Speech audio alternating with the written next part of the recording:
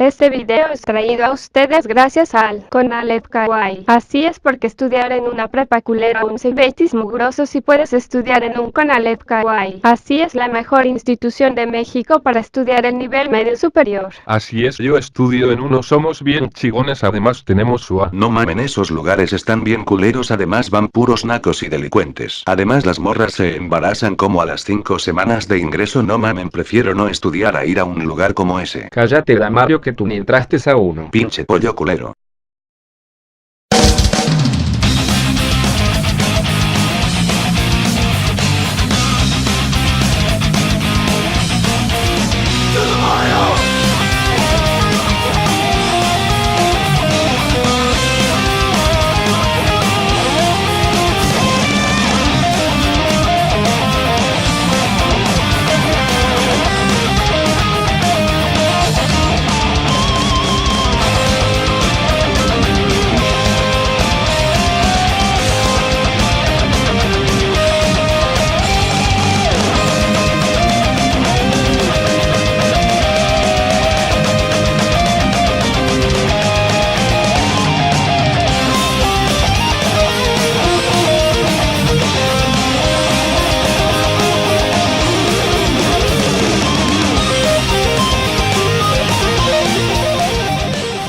¿Qué pasaría si Nintendo y Sony trabajaran juntos?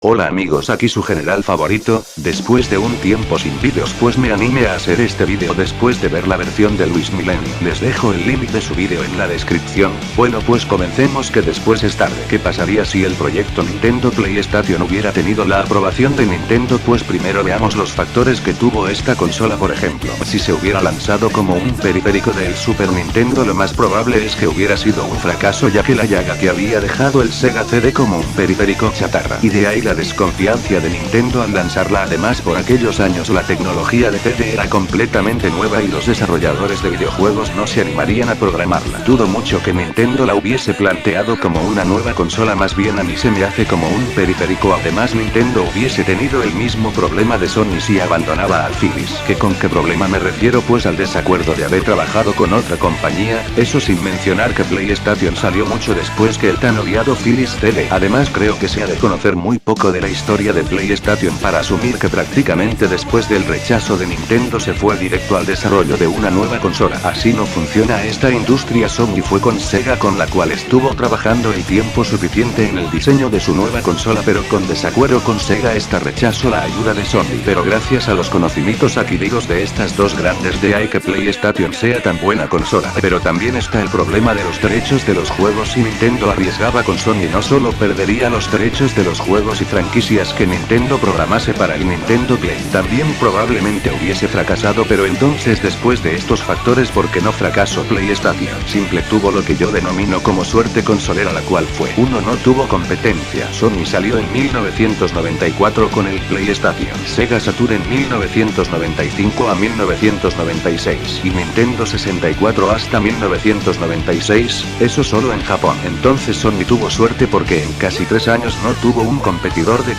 El Sega Saturn no tenía juegos buenos por aquellos años, sí, pero ya sé que tenía uno que otro juego bueno. Pero no fue hasta mediados de 1995 que los primeros juegos de Sony en 3D le empezaron a arrasar con Saturn, ya que esta consola estaba más enfocada a los juegos en 2D o pixeleados, como mejor los conozcas. Después de esto, en los otros 2 años Nintendo sacó su nueva consola, el Nintendo 64, con un enfoque más al 3D, siendo este más superior que el de Sony. Pero ¿por qué no le ganó? Porque hizo lo que Sega, sus juegos eran en cero, lo que nos lleva al segundo factor. 2. Los juegos. Si bien no podemos negar que ambas tuvieron juegazos, el hecho que Sony ofreciera sus juegos en cero lo hacía más barato que Nintendo, y aunque Sega también lo hacía, no eran igual de buenos que los de Nintendo o Sony. Los que hayan tenido una Sega Saturn entenderán. También el tercer factor fue fundamental. 3. El precio. PlayStation, aunque usted no lo crea, era increíblemente más barata que Sega Saturn, y eso que era prácticamente más inferior, ni hablar de Nintendo 64. Pero a pesar que ser cartuchos sus juegos y ser más potente. Era relativamente más económica que Saturn, pero era aún más cara que PlayStation, lo cual hacía que la gente le gustara más. Y por último, un aspecto que muchos ignoran pero que irónicamente es más importante que el argumento de los juegos pirata, que ese tema no tocaré, ya que prácticamente la piratería se popularizó a mediados del 2004 la industria y los desarrolladores. Como no acordarnos de este aspecto tan vital del por qué Sony ganó, tenía muchas cosas buenas su consola. No solo era más fácil de programar como es esto, tenía un código de programación más sencillo que comparado a Sega o Nintendo, lo cual facilitaba el trabajo de los desarrolladores de hacer juegos para su consola, sin mencionar que tenían más tiempo trabajando con su consola, lo cual lo hacía más fácil todavía, además que sus discos superaban en memoria a los cartuchos de Nintendo, más los factores de Sega hacían más fácil hacer juegos en Play. Pero aún falta una parte fundamental, y esa es que Nintendo perdió apoyo de sus principales desarrolladoras como Capcom, Konami, una que aún hoy en día no me lo creo, es que era Enix, la cual abandonó a Nintendo por desacuerdos, dándole a Sony la saga Final Fantasy principal, la cual va enumerada. ¿O qué me dirás cuando fue el último juego en Nintendo de esta saga? Con la pérdida de apoyo los nintenderos nos perdimos juegos como Mega Man, Silent Hill y Resident Evil, entre otros. Y la historia no mejoró en la sexta generación, pero esa es otra historia para otra ocasión. Y bueno amigos, eso sería todo. Recuerden, este video no es para contradecir a Luis, sino todo lo contrario, es para mostrar mi perspectiva de este tema. Bueno, me despido, soy su viejo amigo y General Damario, no diciéndoles adiós sino hasta la próxima.